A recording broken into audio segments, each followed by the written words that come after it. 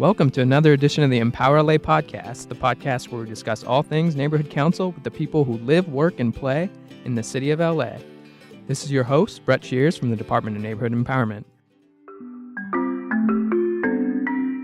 Our guest today is Jamie Tijerina, Director at Large from the historic Highland Park Neighborhood Council, where she chairs the Culture and Equality Committee and serves as the Digital Communications Liaison.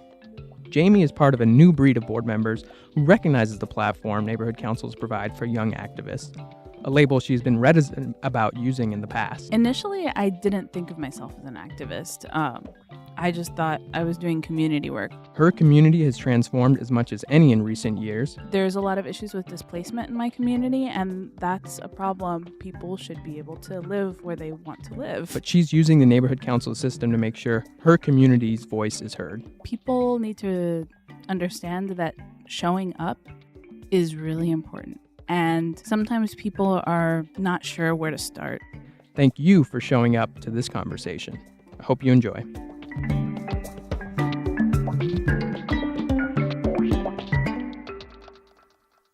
What is your name and how are you involved in the neighborhood council system? Sure. My name is Jamie Tijerina, and I am a director at large at the historic Highland Park Neighborhood Council. I'm also chair of the Culture and Equality Committee, and I am the Digital Communications Liaison for the board. Wow, that is a lot of titles right there. A lot of things. Jamie, thank you for coming on the EmpowerLA podcast. In inviting you, deciding to invite you on the show, I saw you have a great background. You're very interesting personal history, but also you're clearly very involved in the neighborhood council system. So I think you have a lot to teach people and a lot of insights. So I'm glad you're able to make it. Thank you for taking the time. Yeah, thanks for having me.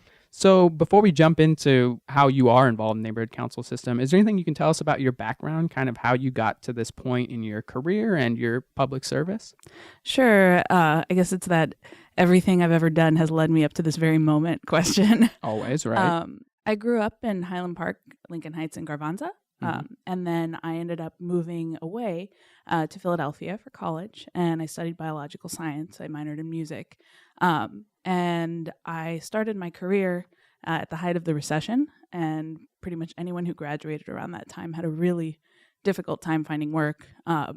But I was fortunate in that I found work related to my field of science, and I started doing epidemiology research for a childhood cancer research study. And I also worked in flow cytometry, which is a technique for cell separation in a nutshell. And you're already over my head, totally. So, but it's good. Okay. That must mean you're in great service to the community because I don't know what to do. That's okay. But yeah, no. So I have spent most of my career in flow cytometry, and I ended up getting my MBA back in 2015. Which your science and business? Okay, I knew you were an exceptional do a lot person. Of things, and it just highlights how everything's interconnected, right? Like you can't just do the science. Unfortunately, in the world we live in, it's not just science. You also have to do administrative work around it and keep track of things and be able to streamline processes so that way the people who are supposed to be doing the science can actually have time to do that. So that sort of gives some context for that. Did you come from a family with, this kind of pedigree of multiple degrees and this kind of highly skilled work? I'm the first person in my family to go to graduate school. I'm not the first person to go to college, but yeah. Wow, that's great. But I mean, to have these advanced degrees, I know that's very atypical in my family to have that. So it's great to see people in LA to come from this area and take on that kind of really impressive body work. So that's cool. So this all the stuff that you just described, it's kind of hard in my mind to make that easy jump to neighborhood councils and public service. But how did you get involved in this system that we're all involved in? So I came back from after grad school to Los Angeles, and it's one thing coming home to visit here and there, and you might see like, oh, a new store, or like, oh, look, they fixed the street, that's cool. But to come back and live somewhere, it's full time as opposed to just visiting your family. You notice a lot more things are different, and so I I really wanted to know what was happening. And the way that I thought of to get involved was through neighborhood councils, because I knew that they existed. When I was a kid, I had a family member who was on a neighborhood council. So it was something that was kind of in the back of my mind familiarity-wise. And so I said, well, let me go. And I ended up seeing that there was a open spot on the neighborhood council. And I said, I'll put my hat in the ring for it. I didn't know a soul going in there. And I said, well, if this is what I'm supposed to be doing, then that's what I'll end up doing. That's tough to go in cold. But you said you had a family member who served. Who was this? What was the relation? It was a parent who served back when I was in high school. Oh, cool. Well, so there is a little legacy of that. I think there is some of that you're seeing now, but I think what you see is parents serving and then their children also coming on board, or child. So it's amazing to see the kind of, how long ago did that parent serve? That would have been when I was in high school, so like early 2000s. Oh, cool. So this was kind of, they're part of the pioneers of the system. Early on, yeah. And as I sort of researched more about it, because when you're a kid, there's just questions you don't think of asking, like, what are these? You're just like, oh, that sounds great. Like, and then, you go to school and do whatever you're doing in school. So I didn't realize until being in it myself, like, oh, that was really early on in the system. Oh, yeah. Not only early in the system, but, this kind of awareness of it, right? So we're 15, 16 years for some councils into the system. I think for a lot of people, the awareness isn't there. I grew up, again, I had a family like yours who had similar kind of service on these bodies, maybe not neighborhood councils, but in different areas.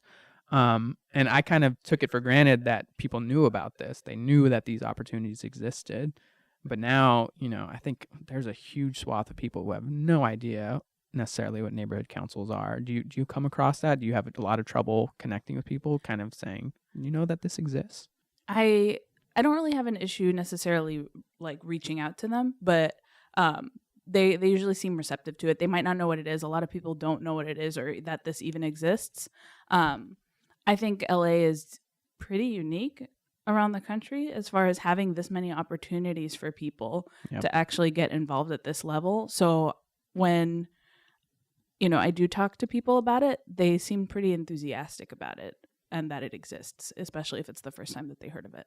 So how do you see a role right now in the system, whether with your particular council? Like what are some of the things that you're focused on? What are you trying to do? So for me, equity is really important, and making sure that people have access to resources.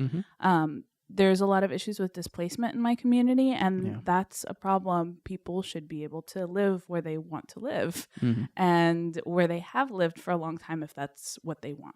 Right. And so, we need to try and bridge some gaps with that and make sure that people are not being forced from their apartments or homes just because somebody is trying to kick them out, and the people who are trying to kick them out are doing things that they're not supposed to be doing.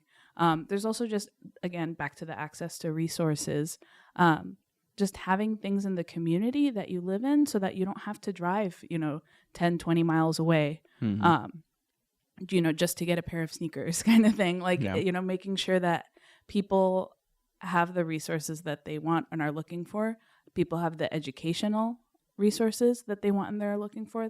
People have the jobs that they want and they're looking for. So just trying to, talk about those things, bridge gaps to those resources, and move forward together. So when did you start with the neighborhood council system again? How recent was this? This was in 2016. And, you have your issues, your particular inequities that you see in the system, or things that you want to rectify. Is there a particular lens through which you view this? Is it like outreach is the way you want to do it, or is it policy? What strikes you as a good avenue for remedying some of those issues in the neighborhood council system? Well, one thing is looking at it from the lens of, okay, neighborhood councils are advisory. So in an advisory capacity, what can I do? We can't write policy, but we can advise policy and see what's being done right now. Like there's the council file system. You can see that many council files are put forth about many different topics. Homelessness, education, even affordable health care, street vending, any of these issues. Paris Climate Agreement, when that came up that they wanted to take the U.S. out of the Paris Climate Agreement, checked the council file system, and I saw that one of the council members, can't remember offhand right now, which one, put forth a council file about a Paris climate ordinance. So we can weigh in on that with a community impact statement and say, what we think the community needs with regard to that. And our East Side communities and Northeast have long been affected by the redlining and housing covenant practices that were not just at all. And environmental justice is all related to that. So just looking at it from the lens of what historically has happened and how has that adversely or affected our communities, and how can we move forward together so that we can rectify things that were unjustly done. Oh, well said. So you've been in it a couple of years. There are these various opportunities. Is there anything you view as a particularly memorable success that you've had, whether individually, but as a council, or maybe even part of a larger city entity? Any of these efforts? Let's see. So starting my committee was actually something that I was really happy that I could do, and through that, we have been able to advocate for sanctuary in Los Angeles in the hopes of getting a sanctuary ordinance. That would be fantastic because, of course, we have SB 54, and that's great. But it would be great to have an additional layer of policy to protect immigrants in Los Angeles. Right. So you've been advocating for that, and is that something your neighborhood council ended up taking up or taking on? Yeah, we've been working on that, especially after the detention of a father while he was in our community while he was taking his kids to school. And that really, I think for everybody, pointed out that this is close to home. This is our community. This affects everyone, and we need to help our community. And again, it's been a couple of years, but is there anything on the opposite of that? Is there anything that you felt that's been a setback, that's been a bit of a struggle in the system that you wish had gone a little bit differently? I think, and this is just an issue with the fact that you're dealing with volunteering your time, and you don't want to over ask of people. Sure. You don't want to overstep your boundaries with asking people to show up to things when they, at the same time they have work, for example. Right. So I think throughout the system, it's probably kind of hard for people to get quorums at committee meetings. And I've been to board meetings of other boards where they had to actually cancel the meeting because they were a person short of being able to have a quorum. So I think on our board, that's not necessarily a problem for the full board, but for committees, it can be a little bit hard because you also have your other meeting and you want to make sure that you're not scheduling things at times when people can't go, and things come up last minute, and so. And I know that's a cause that's close to your heart, and the idea of access at certain times, and we'll talk a bit about that later. But your guys' committee structure, is it the kind of thing where you have stakeholders and board members participating, or is that the ideal? What does it look like in practice? So in practice, we do have stakeholders on our committee. I think that's really important because again, it provides more opportunities for people to get involved, and I think having more people involved is better. Because even if all they have time for is showing up to the committee meeting, that's really helpful. Because, I've said in the past that it can't be the Jamie show, right? Like this podcast is a little bit the Jamie show, but that's right. You can give us and promotions to other people as you want to. Yeah, but I want any sort of decision that we make about writing a CIS, I don't want it to just be my words only. I want other people to have input. And so a lot of the time when I'm going to write a community impact statement about something, we'll discuss it in my committee, be like, hey, this is what I thought, but what do you guys think? And I'll get more input. And sometimes that will change the letter that I was originally going to write had I not asked for input. And that's really important because it's not the one thing in all of this with service, you always have to remember it's not about it's not about you. Like, it's about everybody. Yeah, I mean, by definition, you're serving the public, right? Yeah. Exactly. Yeah. And so getting input from the stakeholders and having them on a committee, that seems like a very compatible concept. So you are pretty active, after doing a little snooping, I'll say, pretty active on social justice issues, a variety of causes you either support or maybe are active in. Would you call yourself an activist? Is that a fair label? Initially, I didn't think of myself as an activist. I just thought I was doing community work. Like, for a long time, like in the beginning, I just, oh yeah, I'm going to neighborhood council, or I'm going to go do some community work. I didn't really think of it using the term activist. And then I decided to look up very literally what that meant in the dictionary when somebody else called me an activist. And I was like, oh, okay. Maybe that's accurate. Yeah. So I won't begrudge someone for that. Yeah. And then I realized, okay, this is what I'm doing is compatible with that term. Yes. So then after that, I realized that is an acceptable way to refer to what I'm doing. And it just shows you how visceral our reactions are to certain terms. Someone might throw a label on you and you say, wait, I'm not that. And then you think about it a little more. Okay, maybe that's right. Well, and there's nothing wrong with being an activist, like never. But it's just when you're not used to thinking of yourself in a certain light, as far as the work you're doing, it was easy for me to think, oh yeah, musician, oh yeah, scientist. But when it's something completely divergent from where the way you're used to thinking of yourself, you have to take a moment to think, is that accurate? Right. And we're in this neighborhood council system. Do you think neighborhood councils are a good outlet for people who are active in social justice issues? Absolutely. I think that if you are active in social justice issues and you do care about these things, not getting involved in your neighborhood council is a mistake you don't realize you're making if you don't That's get a great way of putting it. There is a lot of power in neighborhood councils, and I learned that actually in Civic U. If you, first of all, knowledge is power, right? Like I've spoken before about access. I think access to information, access to knowledge is really important. Like if you have nothing else, you always have knowledge, your brain. You can read.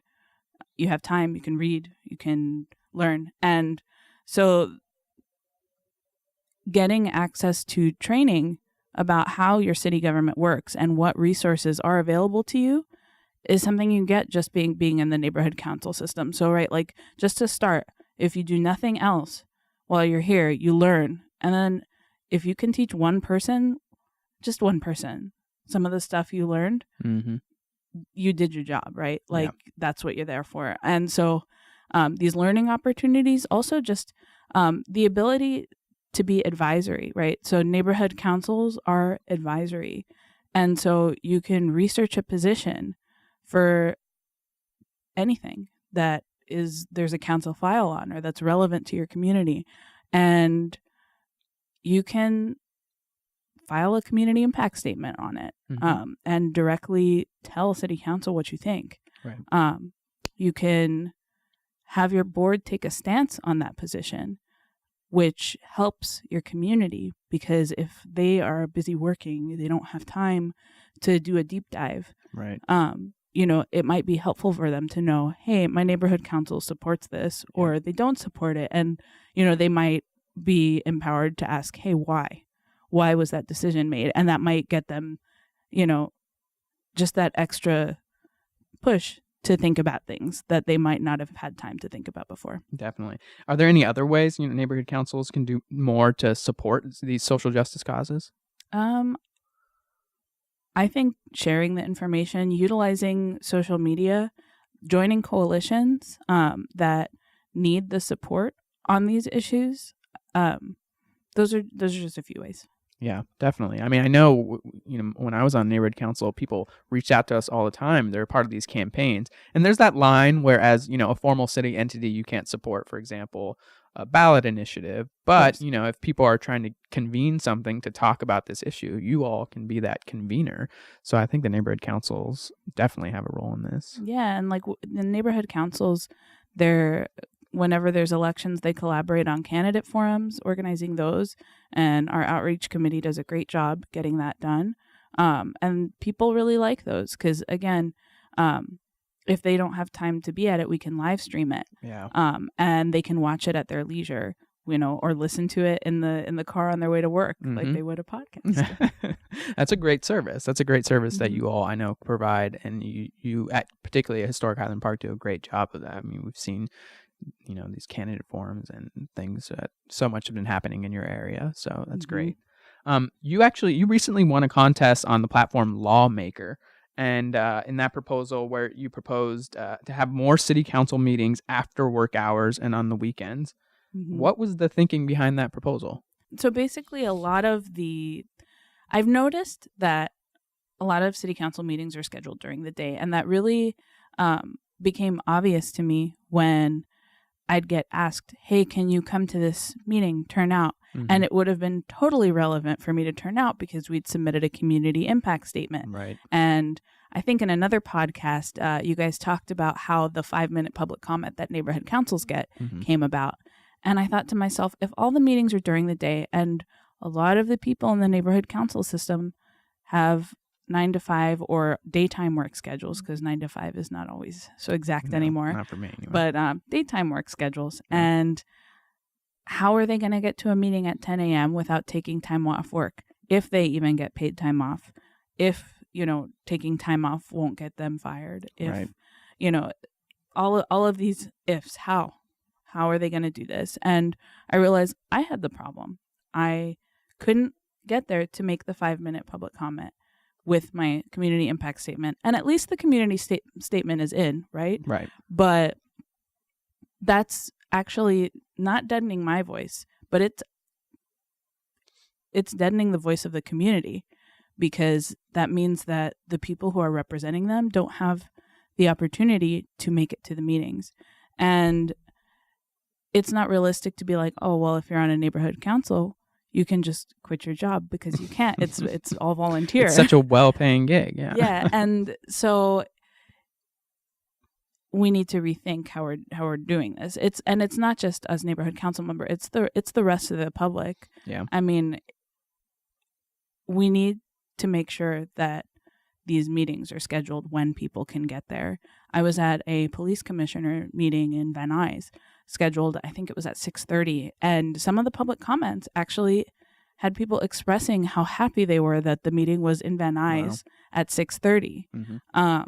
And then, of course, they said whatever else that, they came there to say. But the fact that, there was, I think almost, if I remember correctly, almost 40 public comments. Wow. And shows you what you kind of turnout you can get when they really make it accessible. Exactly. And neighborhood councils themselves, we meet in the evenings. So I'm not saying every single city council meeting has to be in the evening, because of course there are people who can make it during the day, and we don't want to take away access for those people. Right. But we want to expand access, right? And so that's literally, in my mind, the easiest thing you can do. Change the time. Offer more time options. Yeah. No, it's great. And you mentioned this about neighborhood councils. Do you think in general that we do a good job? This larger question of access. I was just telling someone before this interview that I don't really know any neighborhood councils who don't have their meetings either at night or on the weekends. That's that's just the go-to thing. Maybe committee meetings, but even then they're usually at night. But overall, do you think neighborhood councils are doing a good job in this regard? I think so. But I think we can always do better. And I think that also sort of brings me to the conversation about funding equity. We need funding to be equal or equitable for everyone. We have large neighborhood councils and really small neighborhood councils.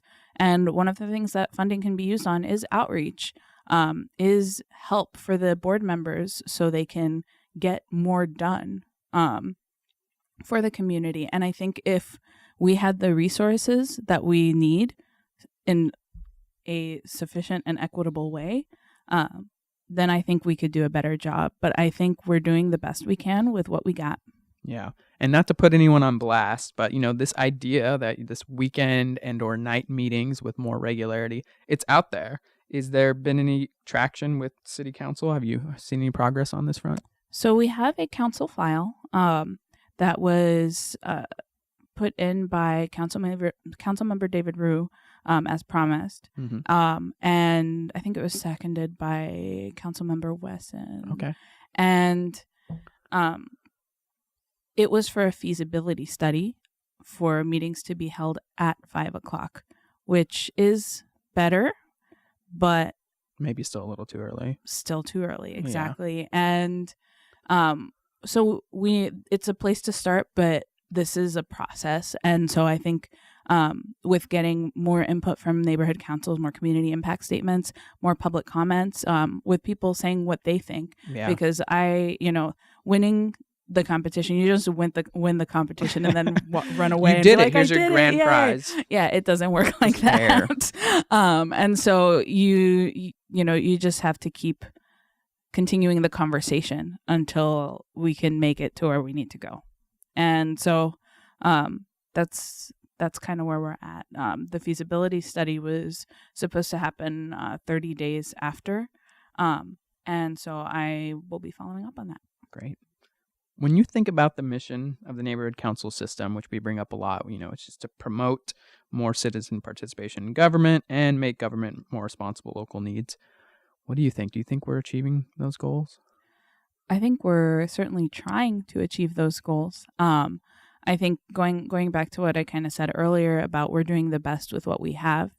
I think we're doing the best with what we have, but I think that again, it's a process, and we need to just keep working every day, little by little, to get more people involved, one person at a time, more people at a time. Keep making your social media active, because even though, when Facebook started and all of this happened, people are like, oh, don't take Facebook seriously, yada, yada. But like the zeitgeist is different now. That, we need to utilize it as a tool to help get the word out, in addition to the traditional methods of word of mouth and of holding events and having people come through, and of handing out paper flyers and things. We need to use every method that we can to tell people what's available to them and where they can get involved. And I think just working every day to get more people involved so we can keep doing that, and working towards funding equity and finding a way to make sure that councils are getting what they need so that they can adequately serve the community, then I think we'll continue being able to get there. But I don't know if we're at 100% now, but we're getting there. Yeah. What important lessons have you learned from your experience in this neighborhood council system? I know it's been a couple of years only, but is there anything that you can draw from to really help move this process along, to really help improve the system or help improve the community? I think we need to remember, like what I said before, is that it's not about you, right? It's about us. And so that's something that when you're doing this work, you really have to remind yourself that, hey, like this might not have gone, the way I was hoping today, right, but it's not about me. It's about us. We're going to keep going. We're not going to give up. Persistence is really important when doing this kind of work. Don't just stop because somebody said no. Be like, oh no, you might take a day off and like think about it and be like, all right, why did that happen? Right. And then you move on and keep going and say, all right, well, let's try it again. I think the other thing to remember is everything's interconnected. Everything. Yeah. You can draw associations between anything. And one question that I'll get is, well, you're a scientist, how does this affect STEM? And while they might not see the relationship immediately, like look at affordable housing, right?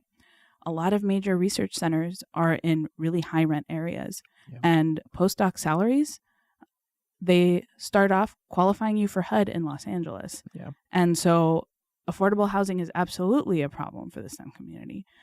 Immigrant rights, that's a problem for the STEM community. It's a problem for everybody because we don't have a fair system right now. People are being hurt by the system. And there's a lot of people here who are on student visas or who want to get an education here. And these issues affect everyone because it's your community. It's the people that you live near, who are your neighbors. And we just need to always remember that and do the best we can to make sure that we're mindful of it. Is there anything about the neighborhood council system that you wish people understood better? I think people need to understand that showing up is really important. And sometimes people are not sure where to start. When they want to get involved in their community, they're like, I don't even know what to do. You know, where do I begin? What should I do? Where am I needed? What work is mine to do? And the best way to figure it out is to just show up to something, just anything. Find a meeting that has a topic that you care about and just go. Yeah. Even if the only thing you do is sit and listen, you're doing something because you're coming in with the need to know something, and you might come out with, you know, being pointed in the right direction towards getting the answer that you want. And sometimes too, just your presence somewhere is solidarity with the people who are, you know, needing, you know, that kind of solidarity. And showing up is really important. Yeah. And to me, what I take from that is that participation is diverse, meaning showing up is participating. You don't necessarily need to walk away with a to-do list of things that you're going to, you know, challenge the power structure or, you know, take on all these assignments. Showing up is really huge, and participating that's really what we're looking for, you know, for a lot of people in the system. It's kind of a cheesy question, but we ask it to everyone because we are the Department of Neighborhood Empowerment. But what does empowerment mean to you? So to me, empowerment is basically the ability to empower yourself to do something. If somebody hands you that ability, you do it. You take the responsibility. And empowerment's kind of like the authority to do something, the authority or power to do something by definition. And so to me, you know, the neighborhood council system is giving people, I guess, tools and responsibilities that they might not have necessarily found on their own or had if they were working by themselves. Right. And so it means collaboration. It means knowledge. It means access. And it means initiative and action, basically. Great. Well put. And did you have any final thoughts, any final plugs? You're working on lots of stuff. Anything that you wanted, words of wisdom you wanted to leave the listeners with? I guess if I had to just leave people with words of wisdom. You would just leave, that's it. Yeah, no.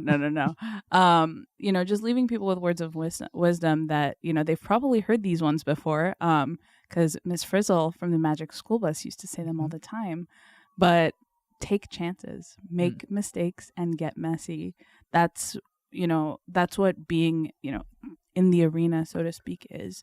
You know, Jamie threw up air quotes for the listeners because you couldn't see it. You know, in the arena. You know, the whole man in the arena speech, right? You know, you got to go in there, and like I said before, and show up, try, see what you can do, and that's really the only way to take that first step is just to try. So. Great. Jamie, thank you so much for coming on the EmpowerLA podcast. Great interview. Keep up the great work. You do a lot of good things. So wish you the best of luck. Thank you. Thank you so much for listening to today's episode of the EmpowerLA podcast. As always, you can learn more about the neighborhood council system at empowerla.org, where you can find information about the efforts of Jamie, the historic Highland Park Neighborhood Council, and all other neighborhood councils that make the city of LA a better place. You can also check out our show notes for the episode if you want to learn a bit more about the topics and people we discussed. The EmpowerLA podcast is available in a variety of formats for all your listening needs. We would love to get your feedback, so please leave us a review. Thank you for your support.